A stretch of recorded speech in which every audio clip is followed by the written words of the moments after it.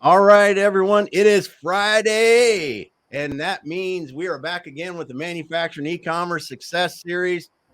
I am one of your co-hosts, Damon Pistolka, and usually we have Mr. Kurt Anderson over there by himself, but we've got Kurt with our guest today, Rosemary Ravinal, and we're really physically here. That's right. yeah, they're physically together. It's like it's freaking me out a little bit, but I'm over it and we're ready to go. So Ready to rock Kurt, and roll. take it away, man. We're going to be talking about mastering the art of nonverbal communication.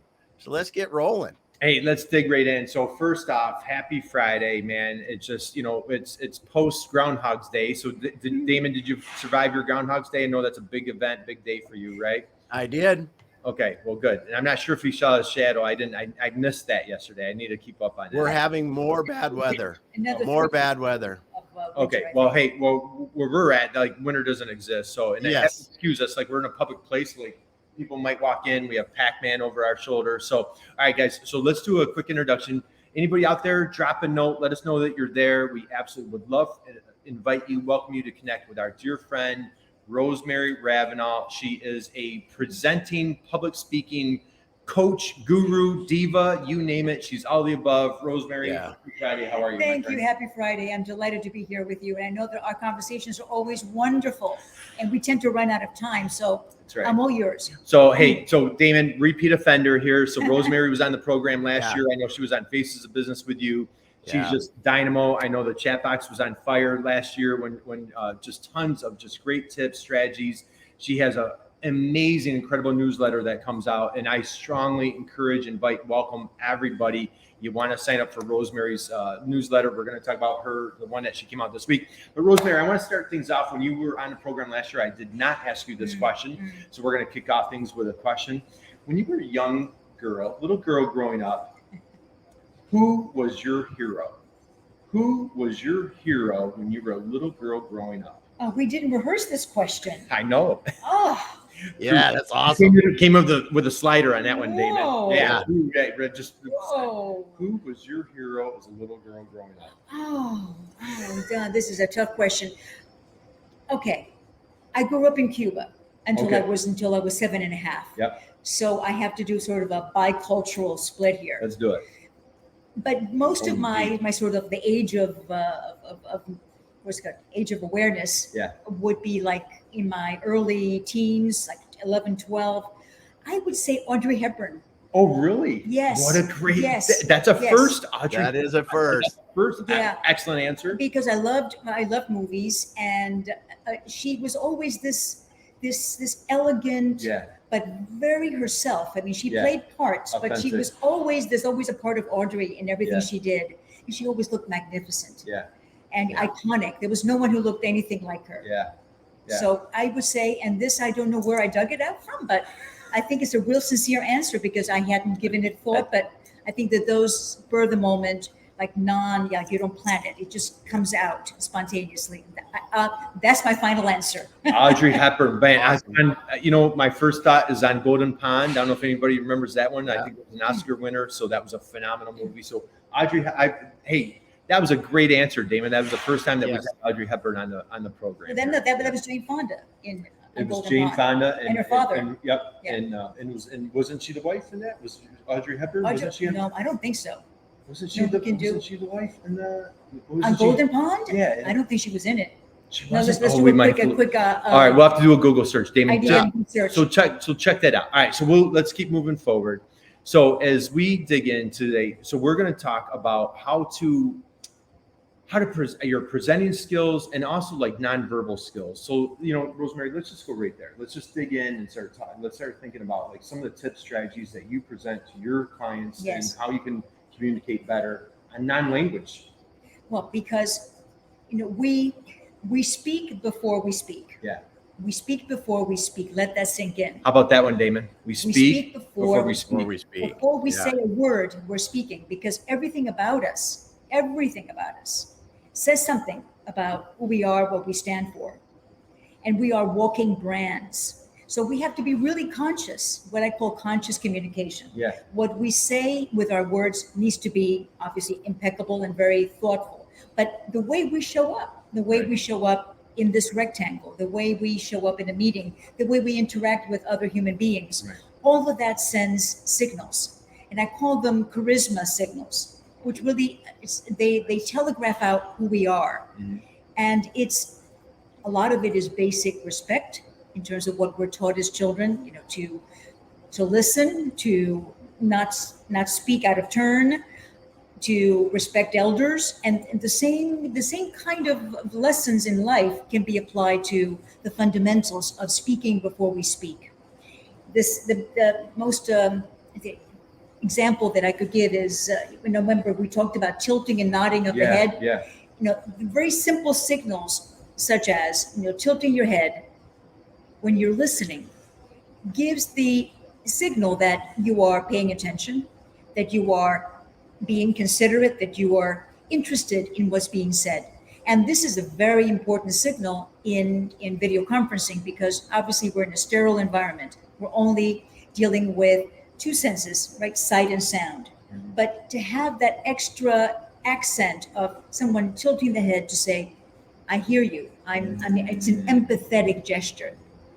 Similarly, the nodding, which we know is usually a sign of agreement, doesn't have to be agreement. It just also means I'm listening, I'm with you, I'm following you.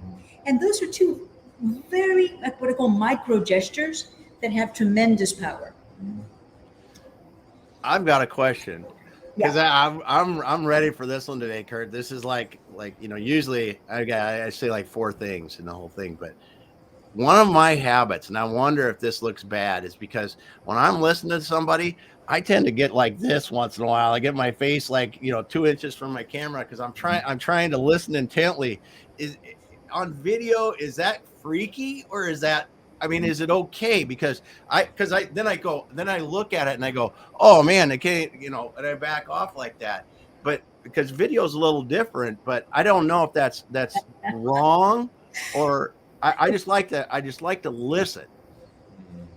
It doesn't look good, Damon. It doesn't look good because everything on camera is magnified. Yeah. Right? In a physical space, first of all, there's more distance between other people, right? Yeah. Depending on the culture that you're in, right? Sometimes you have to be at a farther distance. In some others, like Latin cultures, you can be a little closer. But on video, it looks like you're imposing, like you're trying to take over. It's a wonderful gesture to use when I want to make a real important point. I might come close to the webcam. And remember to drink your milk and brush your teeth. So it's those moments where we want to put emphasis, underscore, highlight, when we can use that gesture. But to listen, I would say it's not your best choice. What have you been told? Have people given you feedback? No, I haven't gotten feedback on it before, but I catch myself like this on the screen, and I'm like, oh man, that's rude, I do the same thing, Damon. So all right, let's keep rolling with this on some more tips. But I want to dig into Rosemary here for a second on her background. Okay. Yeah. Now, as I mentioned, so we're here with Rosemary Ravinal. Boy, do yourself a favor. You absolutely want to connect with Rosemary on LinkedIn. You want to follow her newsletter. Now, she has this illustrious, amazing, incredible career. I believe MSNBC. Yes, I was a contributor for MSNBC during its first 2 years. Yeah, and that was a remarkable experience. I was working very actively. I was really known as a Hispanic communicator, and I was their first official Latina. And that was not only a great opportunity as a communicator, but it also allowed me to voice different viewpoints based on how the news was impacting the Hispanic community. Right. So Damon, pioneer, smashing ceilings, just, really a blessing for us to spend time with Rosemary, and just, what she's gone through, work with numerous corporate. I know we've talked last time, like Avon, AT&T, just kind of a who's who list of clients that she's worked with.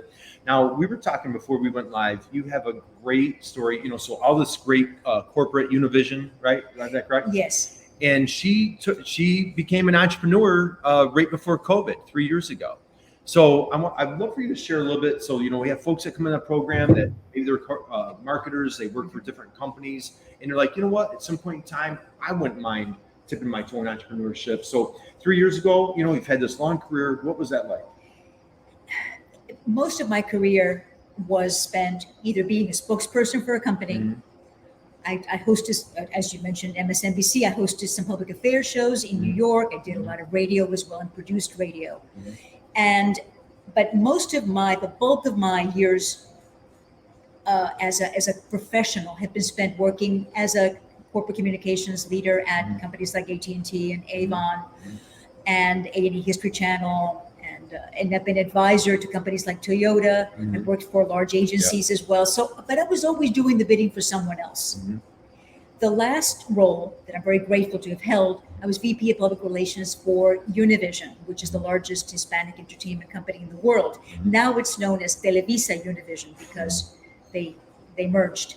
But when my term expired there, I didn't want to go back to doing more of the same. Mm-hmm. I felt it was time to actually use my own voice, to find my own voice, to help other people find theirs. And I had been collecting over the years tons of books and video and all kinds of, I'd gone to training courses about effective communication. But not taking it really seriously. I would use that information to teach my clients, my in-house clients, and to help others in my organization. But I always was a little bashful about going off on my own and doing it as a public speaking coach. But then I said, it was mid-2019. This is something I've wanted to do for a long time. I already had amassed tremendous amount of reference material. I was ready. So I started coaching individuals and keynoters. I was working with a speakers bureau. And then, of course, everything changed in March of 2020. So it was there's no turning back now because I'm 3 years in and loving what I'm doing and finding that no matter how much someone knows, there's always something you can up-level. Mm-hmm.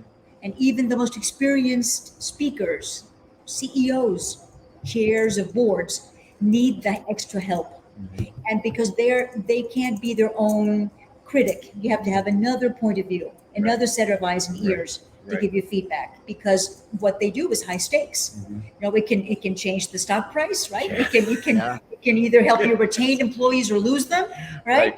It can ruin a reputation, and it can cost you your own career in that company. So there's a lot at stake every time we speak.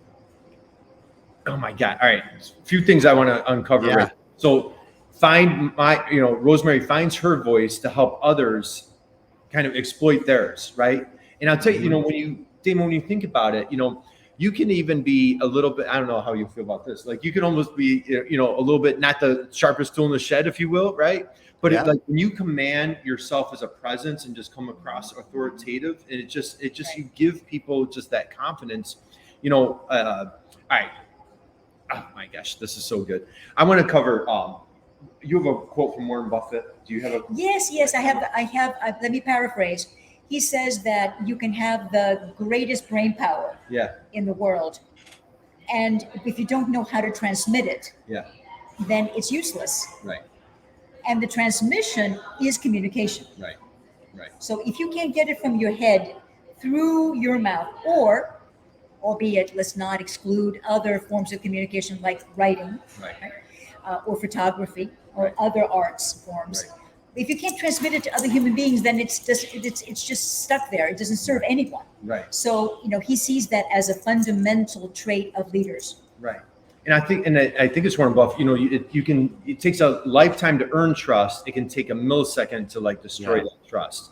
And when you think of Warren Buffett's career, when he resurrected the stock market, back in the day, when it was crashing and what have you. But so when you think about the benefits that you can have by just commanding that presence, and even when we're talking to our manufacturers here, I think Val's here today. We've got Diane Beyer. So any of the manufacturers that are out there, they might hey, wait a minute, I'm really not doing my public speaking, but boy, when you get a brand new RFQ, when somebody drops a note and says, hey, I want to send you a drawing, I have an RFP, and get that company on a Zoom as soon as possible.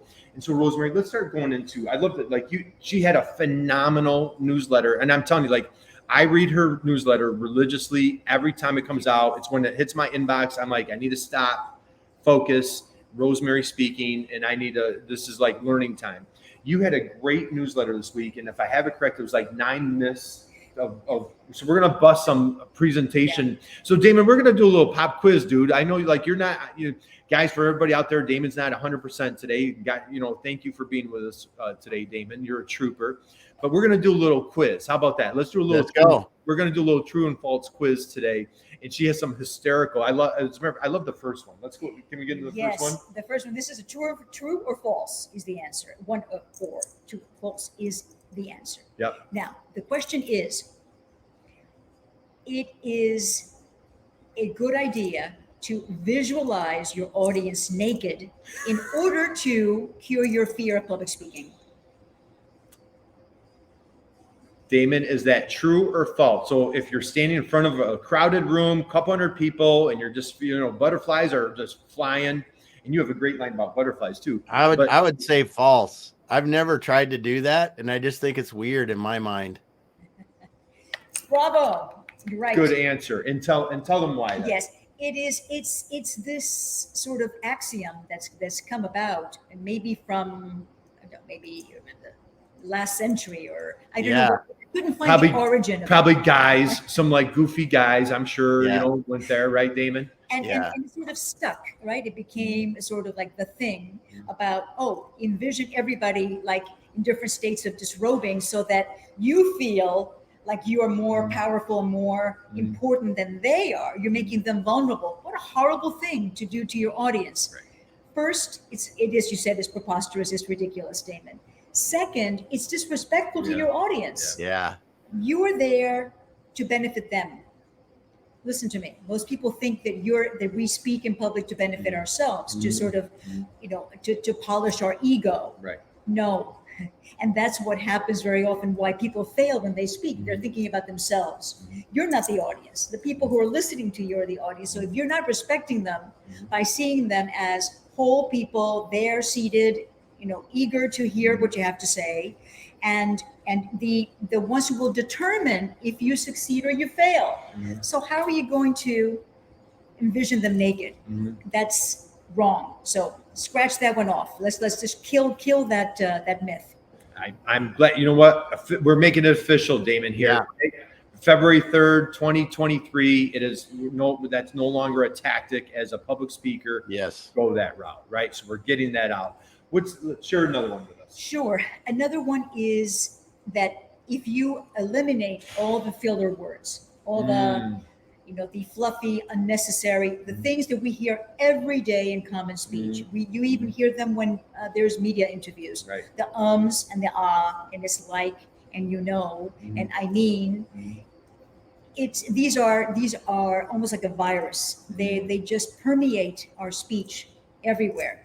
You see it sometimes more often in certain generations than others. Well, those filler words were sometimes called word whiskers. Word whiskers. I don't know who coined that, but word whisker. I like that. Cute way to remember them. Many people ask me, well, I want to, when we start doing the initial intake for a coaching session, I want to eliminate my filler words. And okay, so are people who don't use filler words at all, are they better speakers than those who do? It's a trick question, Damon. We're going to play the Jeopardy music, Damon. Well, I don't know. Completely eliminating them probably makes your speech sound kind of funny, but if I'm going I mean that gets me. I purposely used to listen to my videos and that's one of my words is take the time to put the pauses in rather than fill it with filler words. You're an advanced speaker. Yes. So it is false.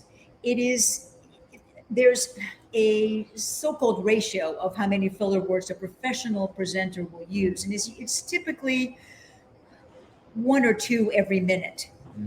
But that shouldn't be the hallmark. because it's what you're communicating. The substance of what you have to share that matters.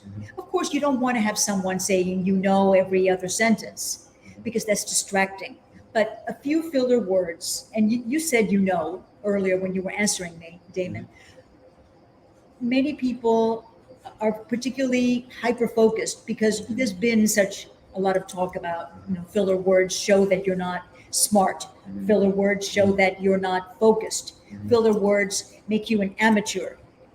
This has to be a balance, right? Normal speech, you do use some filler words. And sometimes you look at words that you repeat. And words, for example, sometimes I use the word right after I say something, right?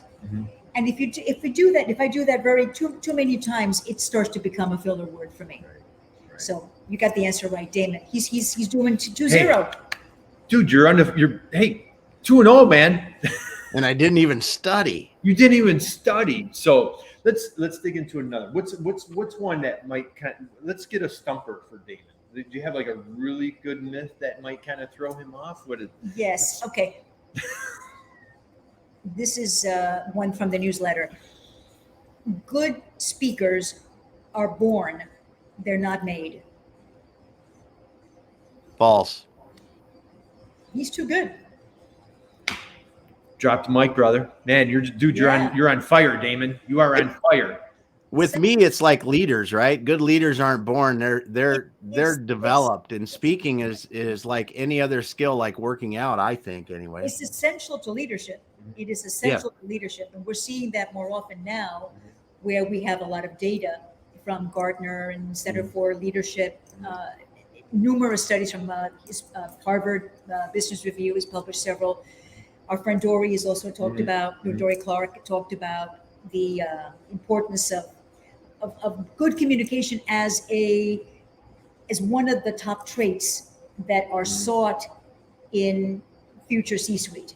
So if there is a recruitment campaign for a senior position in a company, the soft skills are now getting more weight and more importance than the technical skills. So it's fundamental to managerial ability. So it surpasses a lot of the other resume qualifications. To answer the question, yes, speakers are not born, they're made. It's parallel to leadership. But what's important is when people say, "Oh, he was born with the gift of gab." Oh, he can talk up a storm. He can start talking to a stranger and engage in 30 seconds. Okay, that may be good for some things, but what's the substance that you're communicating? And just gabbing, just chatting for the sake of talking is not necessarily what we seek in business. So yes, some people maybe have more of what we call extroverted qualities, and feel more comfortable among a lot of people and have less of a filter between themselves and others. But it really has to be learned. And it's the kind of thing you do with practice, with good counsel, with good coaching, with understanding of the dynamic of how you communicate is two-way. And you're there to serve your audience, not the other way around. So let's go here, Damon. I'm picturing, you've shared your background, your history, great career in manufacturing, and you've had some like tough moments, tough occasions where you have to address the crowd. Okay, so then I'm going off script. So I'm just as you're talking, say you're delivering bad news, and you're Damon, you've been there, right? Where it's coming down on general manager or what have you. Like it is what it is. We don't have good news. Do you have any tips, suggestions for a manufacturer that's out there and maybe some event has occurred, whether an unfortunate thing, maybe it's business wise or whatever, Well, that speaks to more of a crisis communication approach, but which I've also done many times in my career. But the spokesperson, the leader, the individual who's delivering the news should be at the highest level possible to begin with, right? Who is where the buck stops. And it should always include what's in it for the audience. What is the impact on the people sitting in front of you?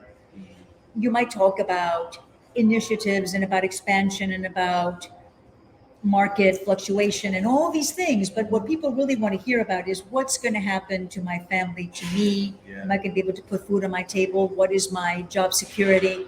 So you have to address those points with empathy, with empathy and with charismatic signals. Say, what I talked about earlier about the tilting of the head, about using a smile periodically to welcome everyone, to signal. Again, I use the word telegraph because you're not using words and sounds, but you're letting them know that that we're all in this together.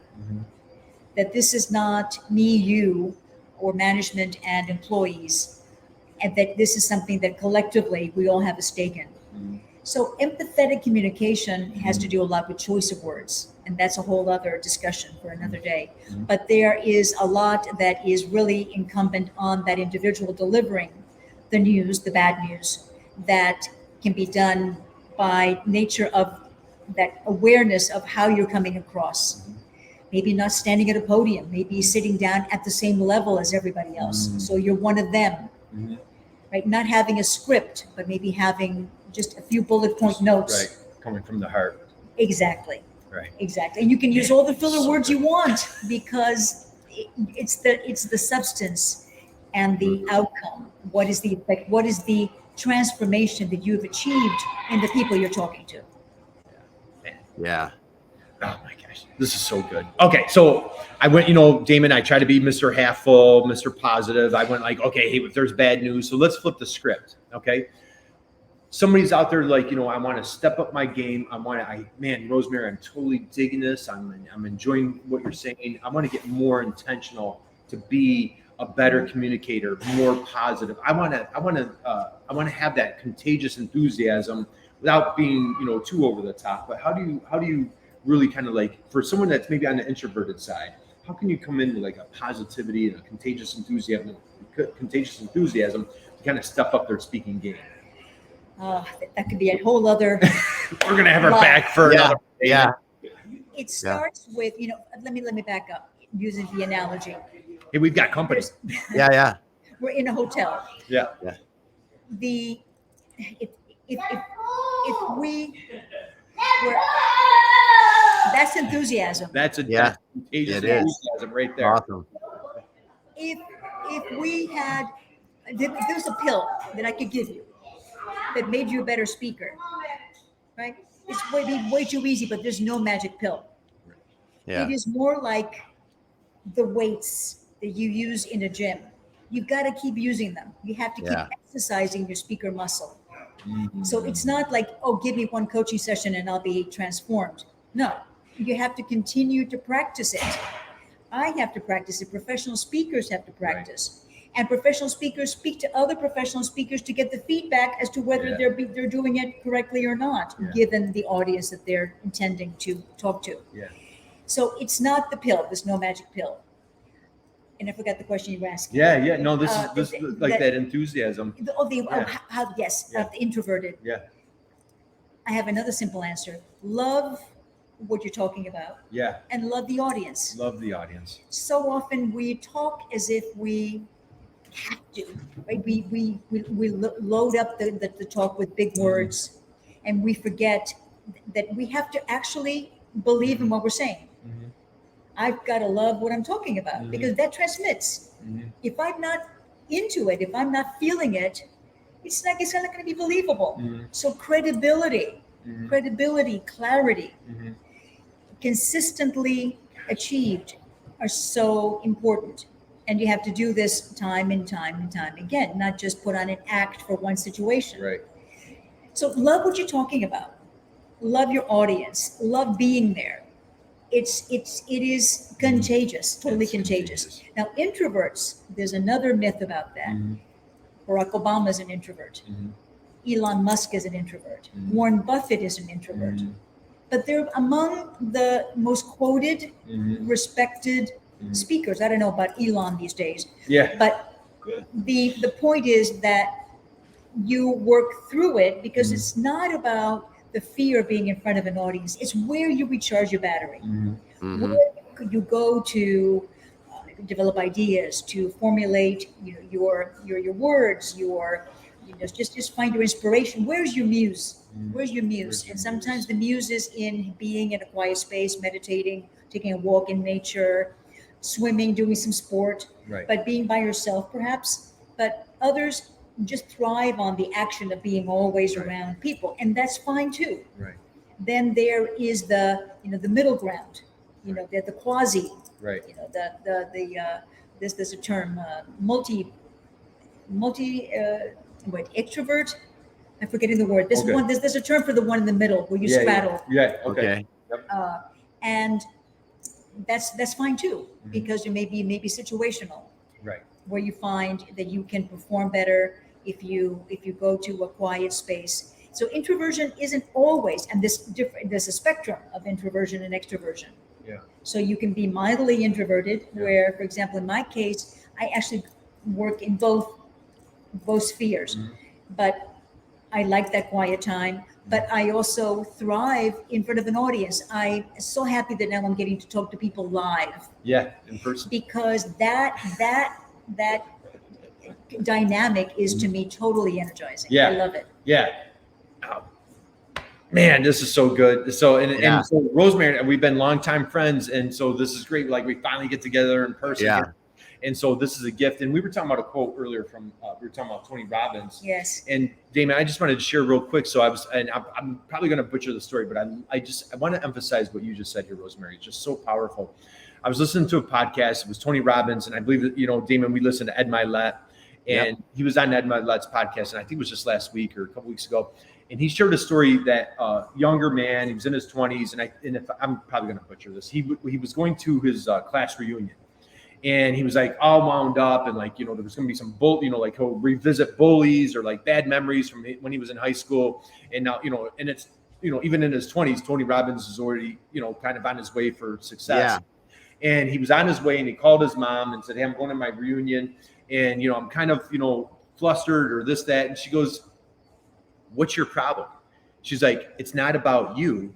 Like, just go there and like, just love them. Like, you don't need to be interesting, be interested." And like, I hope I had that close, but it was just so powerful. And it just emphasizes what you just said. Like, it doesn't matter if it's an audience of 1, audience of 10, audience of 100. When you come in and you just come in with that enthusiasm to just love the audience. And like you said, love your topic, love what you're talking about. Man, it's just a game changer. So this is, and that applies to manufacturing and to e-commerce, every field. I mean, this is sort of a universal law. Tony has a quote, which is a bit of a generality, that the quality of your life is equal to the quality of your communication. And if you let that sink in, and you say, well, the quality of your life is the quality of your communication. He uses it also as an umbrella concept to talk the way we talk to ourselves, the way we talk to our loved ones, the way we talk to people external to our work, everyone we talk to. But it also starts with oneself, the way that self-talk. But yes, communication is everything, and it shows up in so many places that wise people, wisdom teachers are always telling us about communication, and we don't take it very seriously, because another thing that we do, and this is maybe another true and false question for you, Damon. You ready? Okay. Great presentations have to have dazzling visuals. No. False. He's too good. Dude, you're 4-0. Like, Damon's 4-0 today. Actually, I really feel the best presentations are from people that know the subject well enough that if you have to put up slides, better if you can explain it without slides. If you need a visual or two just to spark the thought, that's because when you see somebody doing a presentation and it's bullet point after bullet point after bullet point, you just want to throw up and run out of the room crying. That's by PowerPoint, right? Yeah. But it really is a passionate speaker that knows what they're talking about, that can really help. What you said earlier, love the audience and what you're talking about. When you feel that from the speaker, doesn't matter if they've got visuals. Yes. But it is so prevalent that, and people I coach come to me with these, 500 words on a PowerPoint slide. I'm exaggerating, but it feels that way. And it could just as well be 500 because you can't read them anyway. Yeah. And they are somehow, I don't know where, if this is in grad school or MBA programs, I don't know who's teaching them this. Right. But they have this false notion that they have to have all this guck in a slide in order for them to read it, for them to be successful in a presentation. And I'm trying to flip, the whole concept over, and it's very difficult for them to let go, to just really prepare themselves to know the topic. And I like to use the analogy of you as the presenter are the lead singer, and the slides are your backup. They're the backup. They're going the doo wop, doo wop, doo wop, and you're doing the whole, the whole song. Right. And if you look at it that way, then you could still sing the song without the backup singers. Right. And that's something we need to work towards, because there may be situations, particularly in sales, where you're going someplace and you don't control all of the aspects of, like today, we don't know if somebody's going to be coming in the door and behind us, to be ready to do it without slides. Just talk it through. Yes. And don't be so dependent on your dazzling presentations. People spend fortunes on their audiovisual. Would be a keynote, PowerPoint, Prezi or whatever you use. And it's important to have great visuals. If you're going to have them, might as well have them well designed. But in that design process, make it as economical as possible to just give you that punch that it maybe helps you bridge into your next idea. And so the thing, Damon, I think it looks like the chat bot's going. We got Christina here. Val's here today, Diane. So guys, happy Friday. Get back to the top here. Yeah, we got Diane. And boy, do yourselves a favor, connect here with Rosemary Ravinal. Just Damon, this week, hey Whitney, depending on when anybody's catching this, but Tom Brady retired once again, right? And greatest hey Paul, thanks for joining us today. And greatest football player, almost unarguably, right? He's played the game.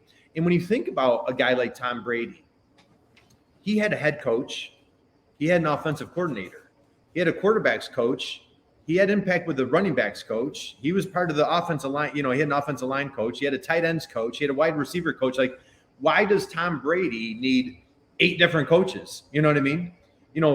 Golfers, Tiger Woods, I know I'm probably dating myself there, like they have multiple coaches. So the thing is, like you can say like, well, wait a minute, I'm this age. Why do I need a coach to help me communicate? Well, if you want to be in a position of leadership in our friend Chris Harrington, just amazing communicator, CEO of Gen Alpha Technologies, at any level that you're at, it's just so important to really step up your communication game. I'm going to throw another little curveball at you. So hopefully you're not uncomfortable with this. So we're part of a group together. I have the honor, privilege. We're in this little wonderful mastermind. I get to meet with Rosemary every 2 weeks. And today's our first time meeting each other in person. It's just such a privilege. We're really here in person. We're here in person. This is great. And so you shared, big thing. We're still, newish into 2023, and everybody has their word of the year. And Damon, we've been talking about a couple of different things, right? How do you become courageously uncomfortable? Mm-hmm. How do you become courageously comfortable, get out of your comfort zone? And we talk all the time about radical gratitude, right? How can you be in just a deep, radical gratitude? You shared a really powerful word. Are you comfortable sharing your word of the year? Do you remember? I think we talked a few weeks ago about your word. About resilience? Resiliency for 2023, right? Was that your word? No, there was actually another word that now I'm forgetting what it was, because you caught me off guard. But that was my word for last year, resilience. Yeah. And it was more profound than resilience. It was speaking my truth. Speaking her truth, and I tell you, it was very inspiring. Speaking my truth. Can you talk about that a little bit? And the word will come to us, but what you shared was just very powerful, very inspiring about how you're trying to attack. You're coming into 2023 with just a vigor Can you just talk a little bit about like your goals for the Yes, year? yeah, but speaking the truth is those aren't the exact words, but it was the idea being doing what I love and staying on course with the work I'm doing in executive speaker coaching, and also becoming a speaker, which is something that, even though I've done live television and hosted and run press conferences and done tons of media interviews, I want to speak for myself. I want to speak in my own voice. I want to tell my stories. And that's what I aim to do this year. It's very comfortable for me to be behind the scenes, to get you ready to deliver that great speech. Right. And then bask in your glow of success. But I want to also do the talking and addressing the audience. And doing both, I think, is really going to enrich my life, because I'm doing both. And I have to have the courage to come out with my signature speech, which is about stuttering, because I was a stutterer for most of my life. Can you believe that? Is that astounding? And it's the title of the talk, in development, is From Terror to Treasure. Terror to Treasure. How I lost my stutter and found my voice, which is a metaphor. Stuttering is a metaphor for what holds us back, whatever it may be for every individual. And I was a stutterer really badly in my teen years. It continued into college, into my early 30s, and I lost it by sheer willpower, because voice therapy and specialists in stuttering never really helped. The microphone helped me. Doing radio in college, speaking to a microphone, because it was like death, life or death. I had to do it correctly. And there was another layer of need, of commitment, of terror. Yeah. I had to do it right. So I subsequently did a lot of vocal coaching, and found that by taking certain breaths into words that trip me, sounds that trip me, how to avoid blocks in speech, and clear enunciation, sounding out every vowel, every part of a word helped me get through it. There was and it's the way many people have done it, yet stuttering is something that affects close to 2% of the population on Earth, and is something that we need to embrace, that people with a stutter are our neighbors, our friends, they're our mentors, they're our teachers, they are vital members of the community. They have a different speech pattern, that's all. Gosh, I mean, that's why we went there, David. That was just how inspiring. And so the thing is, look how that ties in so perfectly with being courageously uncomfortable. You know, just coming in, just like stepping out of your comfort zone, just coming in, again, like that resiliency, that just relentless belief in yourself. And, and I just appreciate, you sharing that with us. And I felt like I recognize how often I am speaking when I'm like with Rosemary. Like, she's so articulate and such a gifted, great orator, right? Just such a great communicator. And then when I found out, she was like, "Oh yeah, I was a stutterer." I'm like, "What? Well, when? When did this happen?" And to overcome that, it's just I can't understand what a massive accomplishment that is. So, round of applause to you. Thank you. But let me clarify something. Once a stutterer, always a stutterer. It's always there. And I have to say, there's sometimes when I'm in front of a big audience or doing a large webinar, I do feel that tinge coming back. It doesn't go away, but you learn to deal with it. It's there are many people who are covert stutterers who know how to get around it. They know how to avoid certain words, or take deep breaths into something, or break words into their syllables. But it never really goes away. So, and I think Dana, I don't know what you think about this, but just when you think about the imposter syndrome, or I'm not this, I'm not tall enough, good enough, big enough, small enough, whatever your what if thing is, right? but you just, like when you just take it on, and you're like, this is not going to stop me. This is not going to prevent me.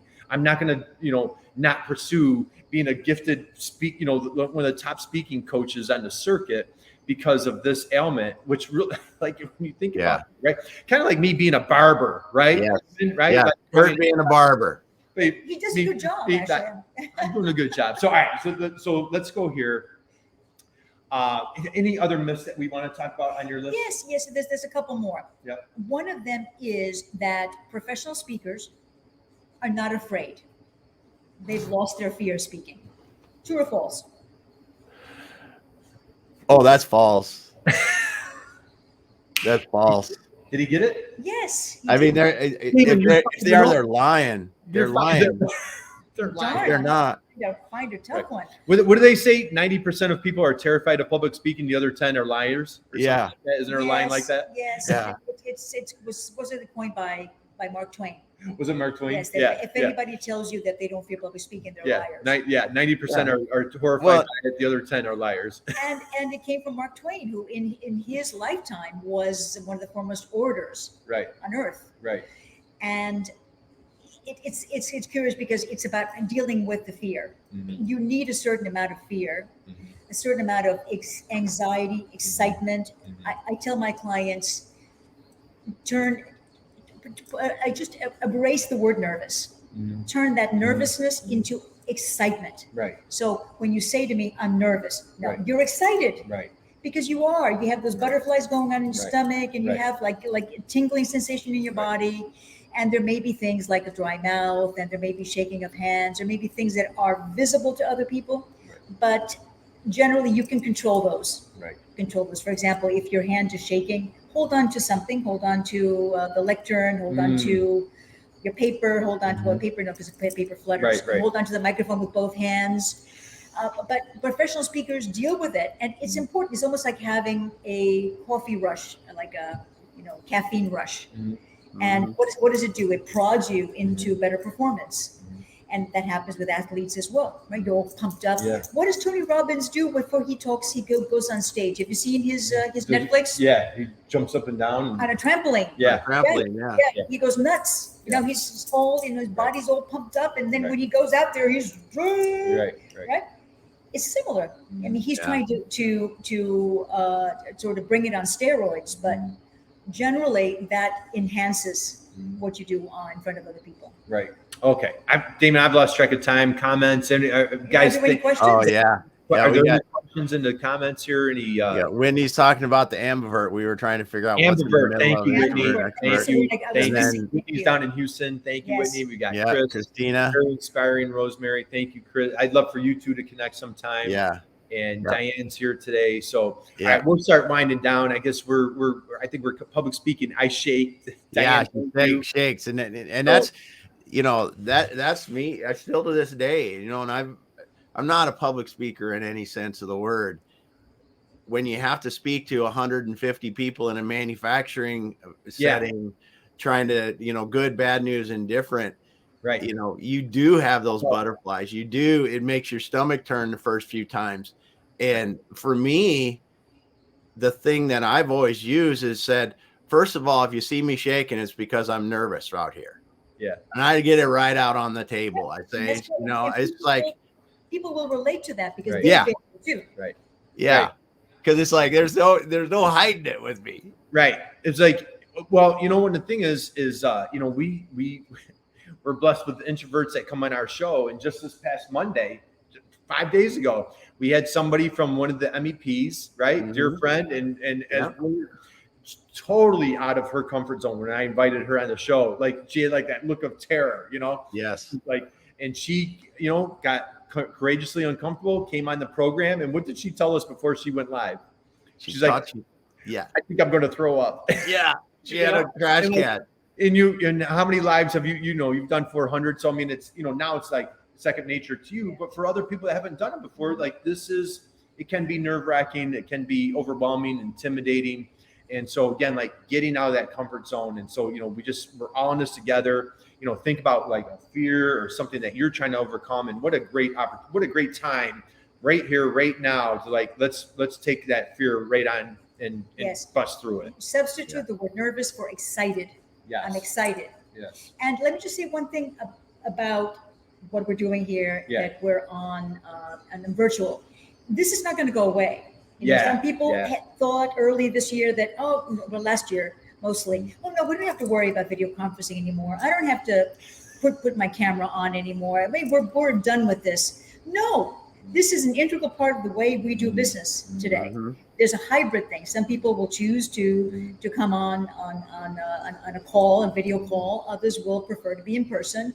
Some people will still remain in remote, and they have to be, brought into the conference room. You have to learn how to deal with both audiences, those who are in front of you and those who are at home. Where do you look? How do you make everybody feel included and important?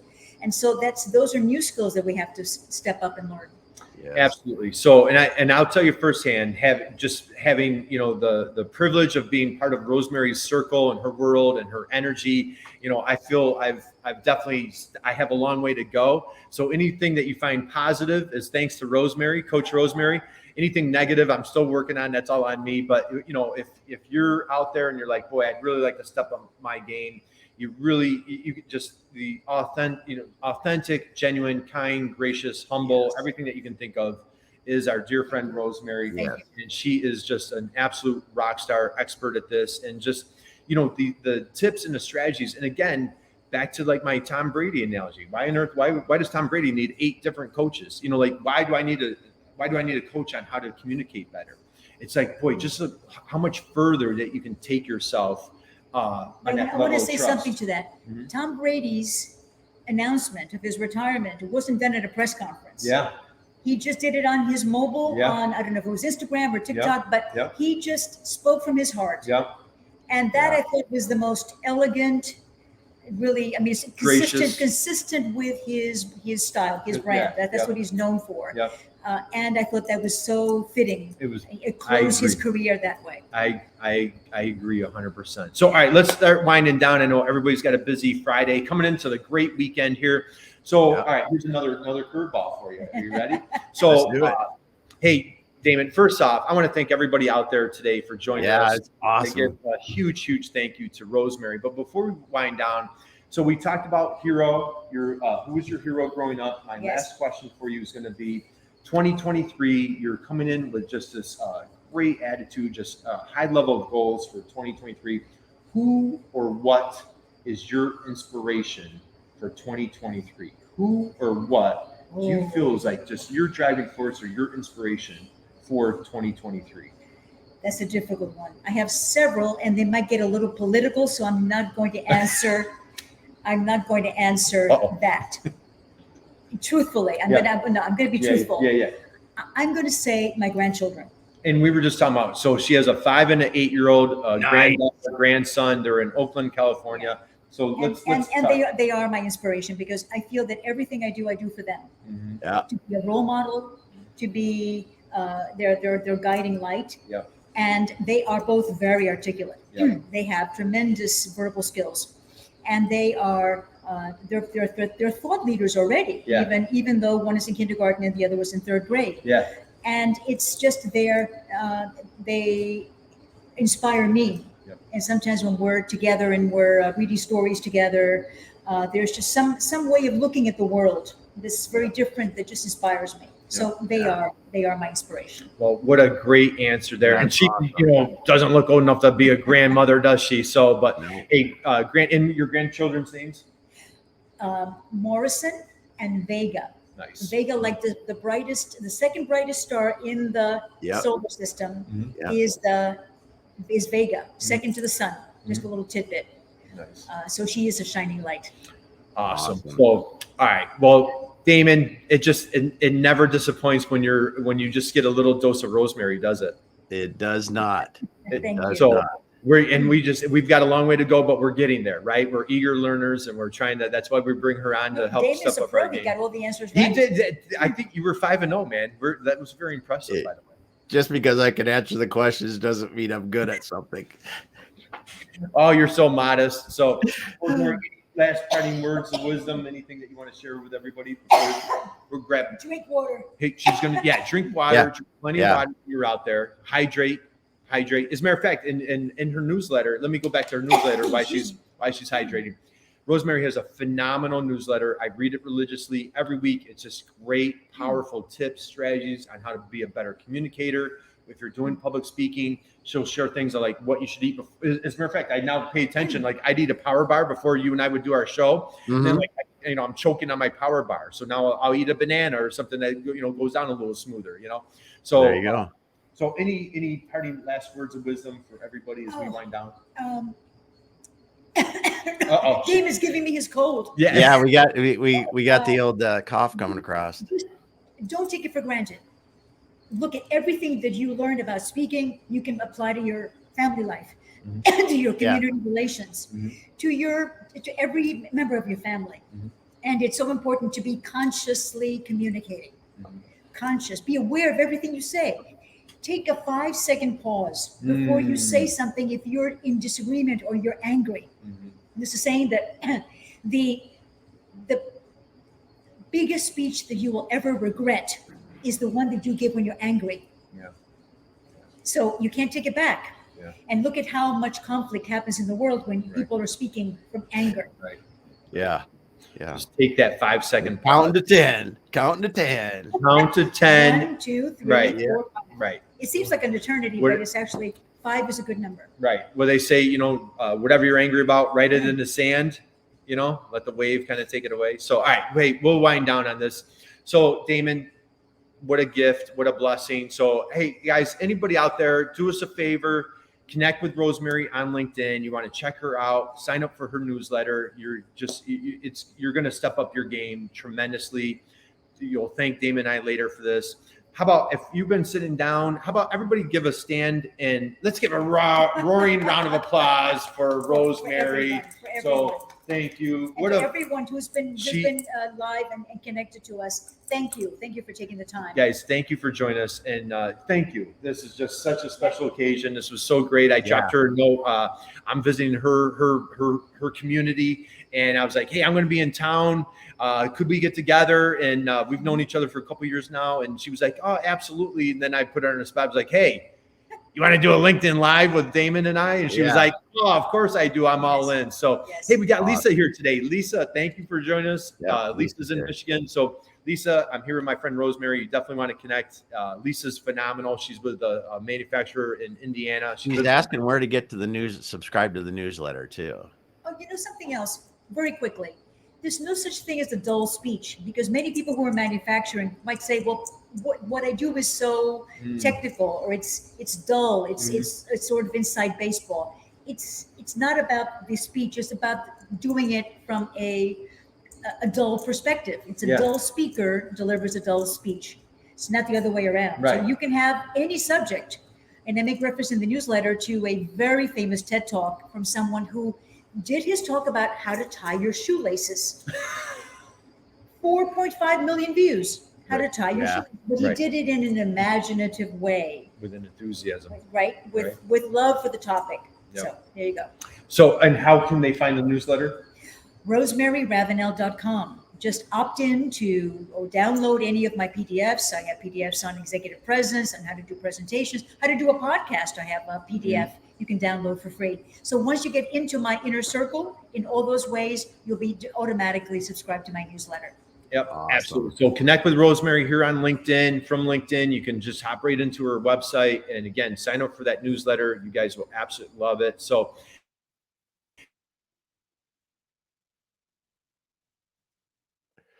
whoa, we had Kurt dropped off there. So we're having some technical difficulties, but I just want to say thank you, everyone, for being here today.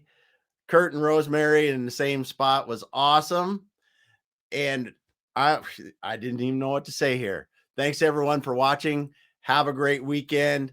Kurt and I say goodbye for today, and we'll be back again next week.